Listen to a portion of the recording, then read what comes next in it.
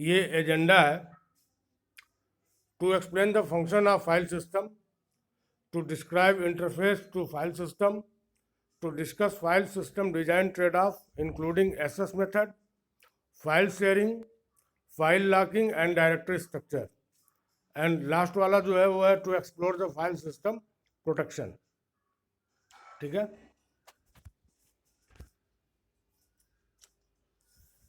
देखो फाइल की हमको ज़रूरत क्यों है। तो अगर तुम सेकेंडरी स्टोरेज पे अपना डेटा तुम स्टोर करना चाहते हो तो उसके लिए जो है तुमको फाइल की ज़रूरत पड़ेगी। ठीक है, अच्छा हम लोग जब डेटा स्ट्रक्चर पढ़ रहे थे तो वहाँ पे भी हम लोगों ने एसएस मेथड देखा था। ठीक है, वहाँ पे भी कुछ फाइल का कंसेप्ट जो है हम लोगों के पास आया था। तो अगर कोई बोले कि फाइल क्या है, तो file is a collection of records. ठीक है, और फाइल में रिकॉर्ड्स को अलग अलग तरीके से जो है रखा जाएगा। ठीक है, अच्छा अगर हम लोग एड्रेस के पॉइंट ऑफ व्यू से बात करें तो कंटिग्यूअस लॉजिकल एड्रेस स्पेस। ठीक है, कंटिग्यूअस लॉजिकल एड्रेस स्पेस की बात उठेगी। और फाइल में हम लोग क्या क्या रख सकते हैं, तो फाइल में न्यूमेरिक हो सकता है, कैरेक्टर हो सकता है, बाइनरी एग्जीक्यूटेबल्स हो सकते हैं और प्रोग्राम्स हो सकते हैं।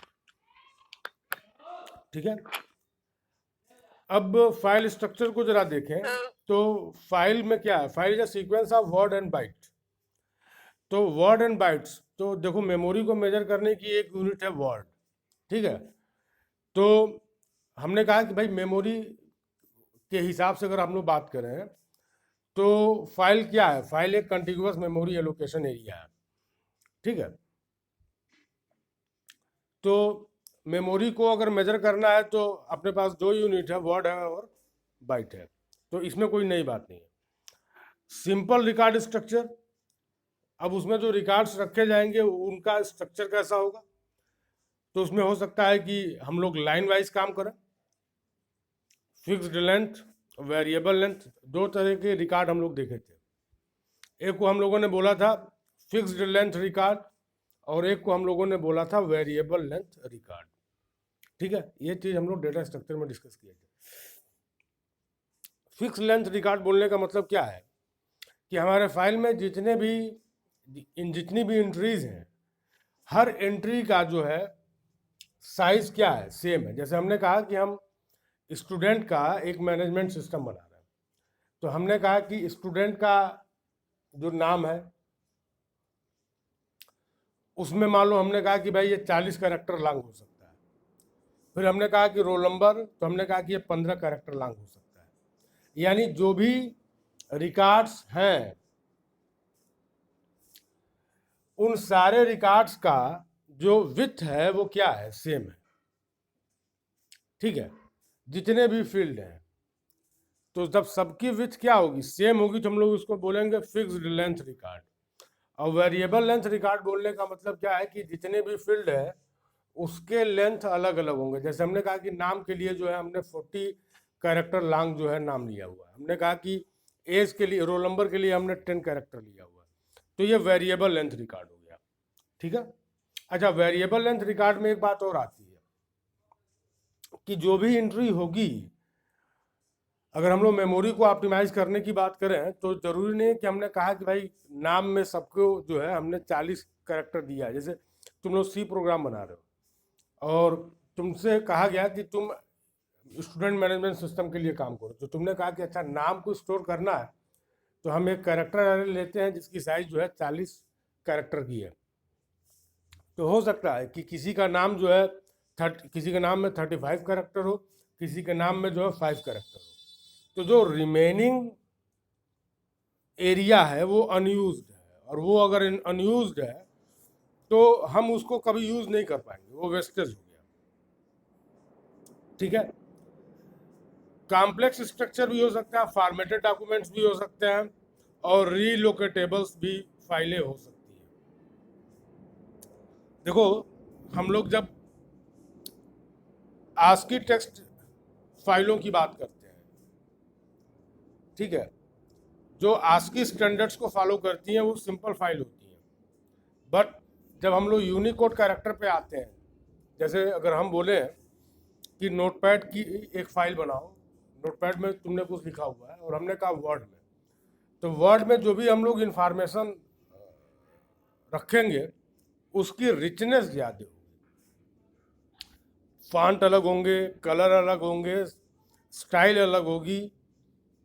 तो ये जितनी चीज़ें हम लोग कर रहे हैं, फॉन्ट चेंज कर रहे हैं, कलर चेंज कर रहे हैं, ठीक है, स्टाइल चेंज कर रहे हैं तो ये सारी इंफॉर्मेशन जो है स्टोर होगी, तभी उसको हम इंटरप्रेट करके और वैसा अपीयरेंस जो है हम दे पाएंगे। तो कॉम्प्लेक्स स्ट्रक्चर हो जाता है। हमारे पास कोई इमेज की फाइल है, तो इमेज की file it is more complex than text file, ठीक है। हमको जो है इंसर्शन करना है, तो इंसर्शन कैसे होगा, कहाँ से होगा, ठीक है, ये तमाम चीज़ें जो है इश्यूज में आएंगे। बहुत सारे ऑपरेशंस जो है हम लोग डिफाइन करेंगे। बहुत सारे फाइल सिस्टम भी हैं, ठीक है, फ्लैट फाइल सिस्टम हो गया, एनएफएस हो गया, ठीक है, एनएफएस अलग है, एएफएस अलग है, ठीक है। तो अलग अलग रिक्वायरमेंट है, अलग अलग फाइल सिस्टम है। अब फाइल अगर हम लोग बना रहे हैं तो फाइल का कुछ एट्रीब्यूट होगा। तो पहला होगा फाइल का नाम, identifier, type, location, size, protection, time, date, user information और कुछ और भी मेटा डेटा हो सकता है। तो मैं यहाँ पे फिर से बात बोलूँगा कि जो भी रिसोर्सेज हैं उनके दो नाम होंगे, एक होगा यूजर लेवल पे और एक होगा ओएस लेवल पे। तो ओएस लेवल पे जो नाम होता है उसको हम लोग क्या बोलते हैं, उसको हम लोग बोलते हैं कि ये आइडेंटिफायर है, ठीक है। जैसे हम लोग फाइल को ओपन करते हैं, तो फाइल को जब हम ओपन करते हैं तो हमारे फाइल का नाम हो सकता है कि ram.txt हो, but in the program ram.txt में be referred as file pointer number 1, ठीक है। तो उसको हम लोग बोलेंगे कि file pointer number 1 it is going to be the descriptor, जो फाइल को डिस्क्राइब करने जा रहा है, it is going to be a pointer, it is going to be an identifier. Type क्या है, जो भी हम लोग फाइल बनाते हैं तो हर फाइल का अलग अलग टाइप होता है, एक्सटेंशन जिसको बोलते हो तुम लोग। तो इस बात को हमेशा याद रखो कि फाइल का एक्सटेंशन अगर चेंज होगा तो फाइल में स्टोरेज जो है वो चेंज हो जाएगा, ठीक है। फाइल का एक्सटेंशन फाइल के स्टोरेज को डिफाइन करता है। लोकेशन कहाँ पे है,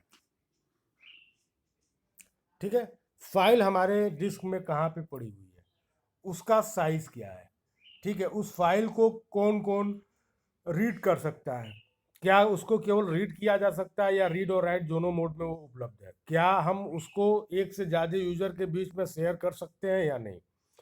तो ये सब इश्यूज जो हैं वो प्रोटेक्शन में आएंगे।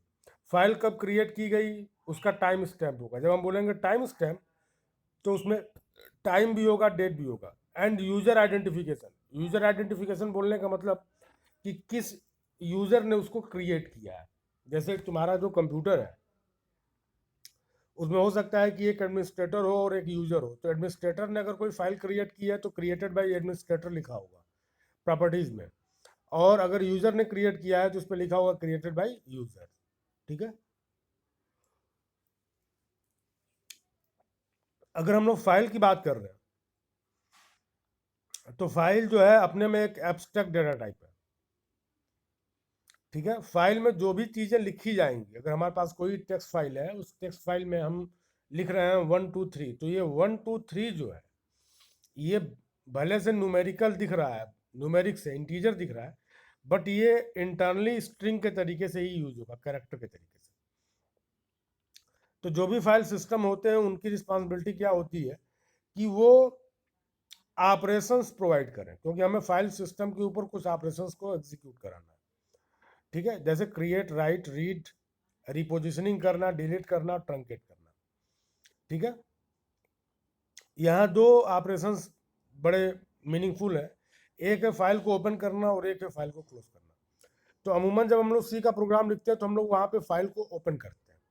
तो जो ओपन सिस्टम कॉल होता है, इसके दो रोल हैं। पहला काम ये है कि अगर पर्टिकुलर फाइल डिस्क पर एग्जिस्ट कर रही है तो उसको ओपन कर दो, और डिस्क पे अगर वो एग्जिस्ट नहीं कर रही है, तो क्रिएट न्यू फाइल। और जब हम बोलेंगे कि हम फाइल को क्लोज कर रहे हैं, तो फाइल को क्लोज करने का मतलब ये है कि जो फाइल को डिस्क्रिप्टर दिया गया था, वो डिस्क्रिप्टर जो है ओएस को वापस कर दिया जाएगा, ठीक है। और फाइल को ये डिक्लेयर कर दिया जाएगा कि it is not being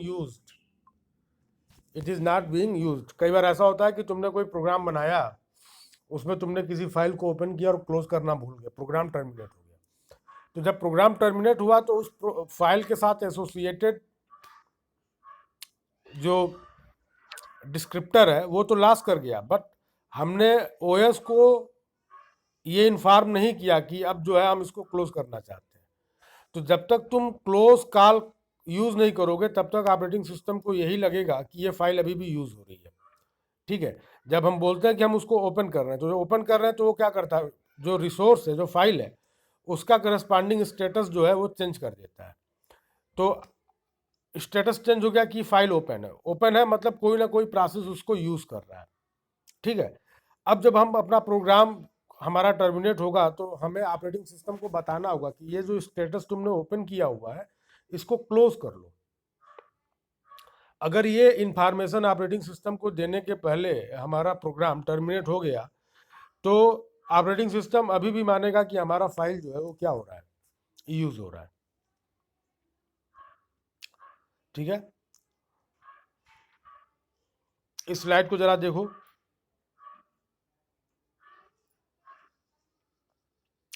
file pointer, file open count, disk allocation और एसएस राइट। एसएस राइट मतलब क्या, सिक्योरिटी। तुम लोगों ने अपने मोबाइल पे देखा होगा कि एक सजेशन आता है कि आपने इस एप्लीकेशन को जो है इतने दिनों से यूज़ नहीं किया है, तो हो सकता है कि ये जो है आपके लिए यूज़फुल ना हो, ऐसा इंफॉर्मेशन जो है दिखता है। तो अगर ऐसा इंफॉर्मेशन दिख रहा है, इसका मतलब यह है कि कहीं ना कहीं काउंट मेंटेन हो रहा है, काउंट जो है वो मेंटेन हो रहा है, ठीक है। तो जिसका काउंट सबसे कम है उसको क्या बोला जाएगा कि इसको सबसे कम बार रेफर किया गया है। तो सबसे कम बार अगर रेफर किया गया इट मीन्स कि इसका उतना यूज नहीं है जितना बाकी चीजों का है, तो इसलिए इसको मेमोरी से क्या किया जा सकता है, मेमोरी से बाहर किया जा सकता है। बिल्कुल यही कंसेप्ट रेफरेंस बिट के साथ आ रहा था। जब हम लोग सेकंड चांस एल्गोरिथम पढ़ रहे थे तो हमने वहां पे दो बिट की बात की थी, 0 और 1। तो हमने कहा अगर 0 है इट मीन्स कि उसको हम लोगों ने रेफर नहीं किया, और 1 है तो अभी हाल फिलहाल मैंने उसको क्या किया, रेफर किया। अब सीन ये हुआ कि जो एप्लीकेशन, जो फाइल बार बार यूज हो रही है तो वो काउंट क्या हो रहा है, बढ़ रहा है, ठीक है। तो एक काउंट का इंटरप्रिटेशन जो है ये भी है, ठीक है। अभी जो काउंट का मैंने इंटरप्रिटेशन दिया है उसके अलावा काउंट के और भी सेवरल इंटरप्रिटेशंस है, उसमें से एक इंटरप्रिटेशन पीछे भी है, ठीक है। फाइल को लॉक करना, लॉक करने का मतलब क्या होता है, लॉकिंग का मतलब बिल्कुल ये मत समझना कि हम लोग फाइल को इनक्रिप्ट करके रखने जा रहे हैं। लॉक का मतलब यह है कि इस फाइल को कितने यूजर्स जो है, कितने प्रोसेसेस यूज कर सकते हैं, ठीक है। दो मोड में लॉकिंग होती है, एक को बोलते हैं रीड मोड और एक को बोलते हैं एक्सक्लूसिव मोड, ठीक है। तो रीड मोड की अगर हम लोग बात करेंगे तो साइमल्टेनियसली एक से ज्यादा प्रोसेसेस किसी फाइल को रीड कर सकते हैं, बट अगर हम राइट की बात करेंगे तो एक टाइम पर एक ही प्रोसेस क्या करेगा, उसको लॉक करेगा।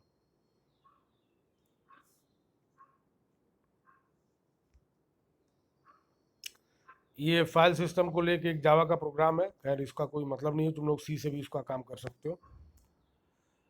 देखो फाइल का टाइप और फाइल का एक्सटेंशन, जो एक्सटेंशन है वही फॉर्मेट है, एग्जीक्यूटेबल exe काम बिन हो सकता है, ऑब्जेक्ट फाइल हो सकती है, सोर्स कोड हो सकता है, extension .c.cpp .java .py, batch file .bat batch, और सेल सेल, ठीक है।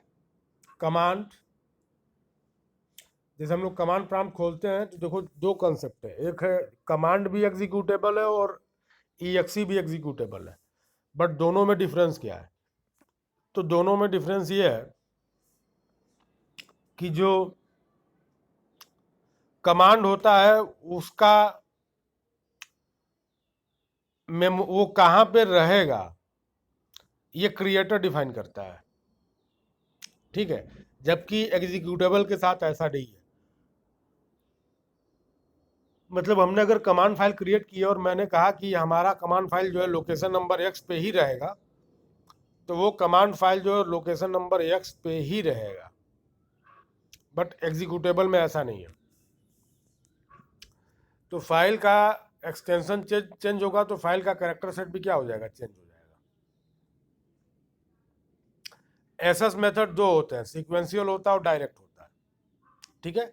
सीक्वेंशियल में क्या होता है कि हम लोग 1 बाय 1 जो है रीड करते हुए आगे चलते हैं, और डायरेक्ट को हम लोग कई बार रैंडम भी बोलते हैं, ठीक है। तो रैंडम बोलने का मतलब क्या है कि तुम जिस किसी लोकेशन को भी एसेस करना चाहते हो उस लोकेशन को एसेस करने में जो टाइम का रिक्वायरमेंट होगा वो कांस्टेंट होगा।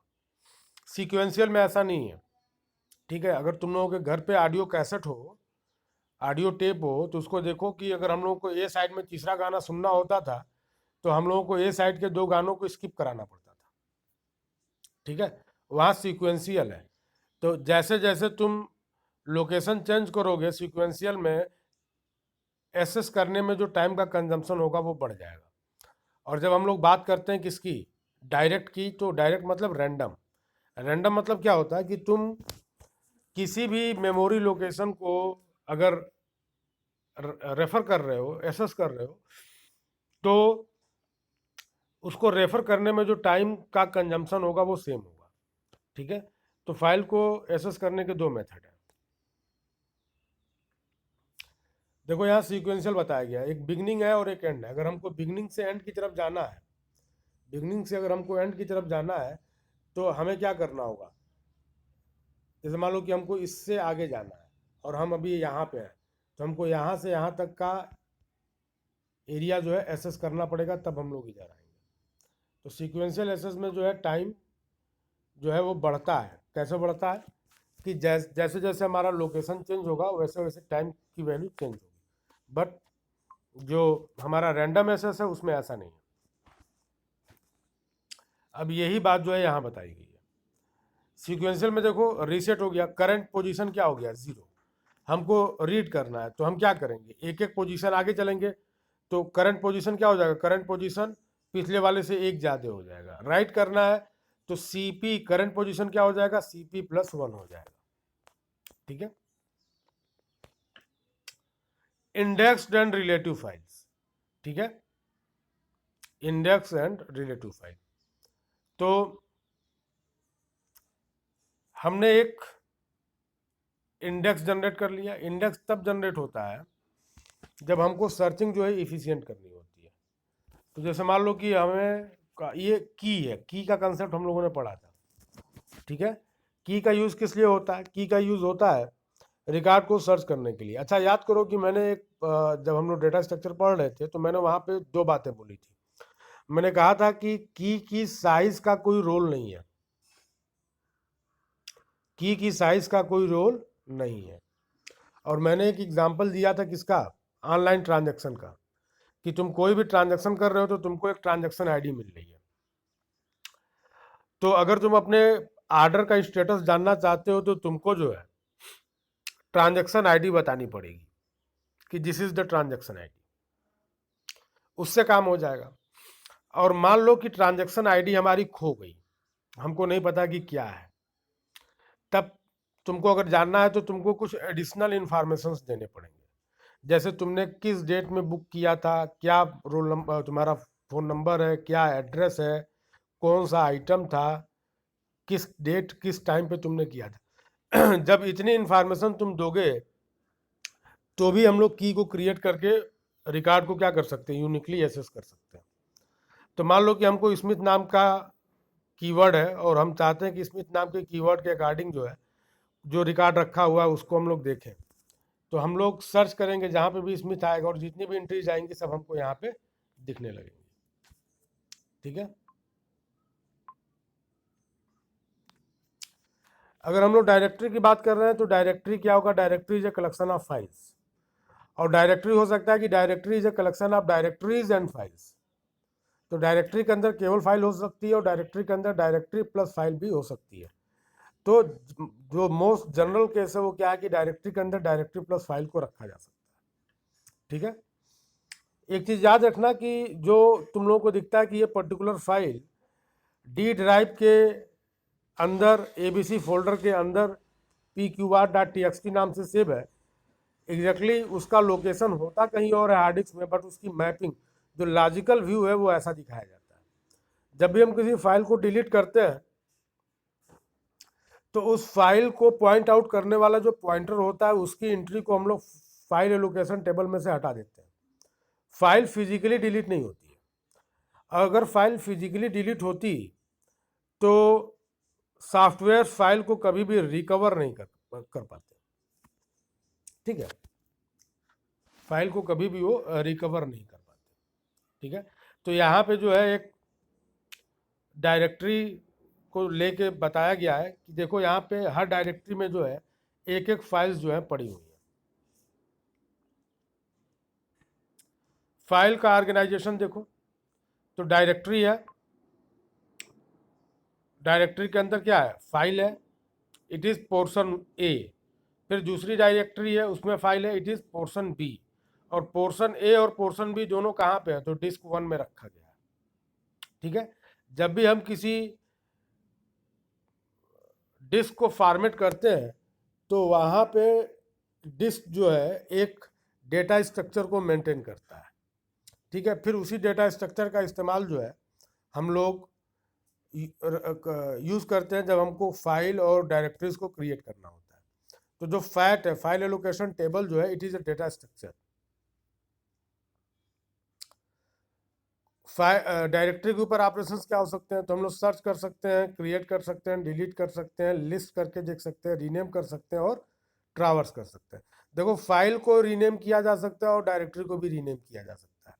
अगर तुम लोग अपने कमांड प्रॉम्प्ट पे आके dir कमांड चलाओ तो तुमको उस पर्टिकुलर डायरेक्टरी में उस पर्टिकुलर ड्राइव में जो भी डायरेक्टरीज और फाइल्स हैं उसकी पूरी लिस्ट जो है तुमको दिख जाएगी। तो जैसे फाइल सिस्टम का काम है कि वो operations, set of operations provide कराए, तो भाई फाइल सिस्टम में केवल फाइल थोड़ी ही होगा, फाइल सिस्टम में फाइल भी होगा और डायरेक्टरीज भी होंगी। ठीक है। कैसे ऑर्गेनाइज करना है, तो भाई ऑर्गेनाइज ऐसे करना है कि जो फैट है, फैट को यूज करने का जो रीजन है फाइल एलोकेशन टेबल का वो यही है कि हम लोग किसी भी फाइल या डायरेक्टरी को इफिशिएंटली एलोकेट करा सकें, इफिशिएंटली सर्च करा सकें। ठीक है। हम लोग ग्रुपिंग करा सकें। ठीक है। जब हम बोल रहे हैं ना कि बहुत सारे फोल्डर्स हैं, बहुत सारे फाइल्स हैं, इन सबको ग्रुप करके मैंने एक फोल्डर में डाल दिया, तो it is operation of grouping. Single level. ठीक है। सिंगल लेवल मतलब एक डायरेक्टरी है, उस डायरेक्टरी में फाइल्स है। अब ठीक है, फाइल्स टर्मिनेट हो गई, बट हम बोले कि डायरेक्टरी के अंदर डायरेक्टरी है और उस डायरेक्टरी के अंदर इनर मोस्ट डायरेक्टरी के अंदर फाइल है, तो ये मल्टी लेवल हो जाएगा। ठीक है। ये देखो 2 लेवल हायरार्की चल रही है यहाँ पे। ठीक है। 2 लेवल हायरार्की चल रही है। यूजर 1 एक डायरेक्टरी है, उसके अंदर कैट है, बो है, ए है, टेस्ट है, उसके अंदर फाइल है। 2 लेवल है। इसी तरीके से मल्टी लेवल होगा। ठीक है। पाथ नेम का इस्तेमाल होगा किसी भी फाइल को एलोकेट कराने के लिए कि सी ड्राइव के एबीसी डायरेक्टरी में mno.txt नाम की फाइल है। ठीक है। ये देखो, ये ट्री टाइप का स्ट्रक्चर है, ये सबसे जनरल स्ट्रक्चर है जो हम लोग यूज करते हैं। ठीक है, मतलब कोई लिमिट नहीं है कि हम डायरेक्टरी कितने लेवल तक बना सकते हैं। बाकी अगर हम रिस्ट्रिक्ट कर रहे हैं कि 1 लेवल है, मीन्स एक डायरेक्टरी अगर बनी तो उसके अंदर केवल फाइल्स होंगी। अगर हम बोल रहे हैं 2 लेवल है तो एक डायरेक्टरी उसके अंदर फाइल्स होंगी। ठीक है, बट ये जो है सबसे जनरल मोस्ट है।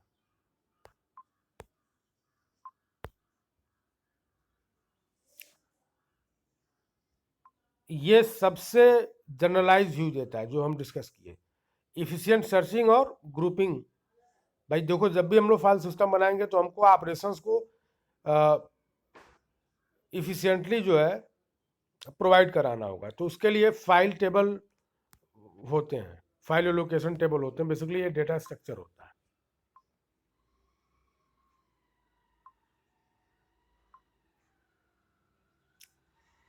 तो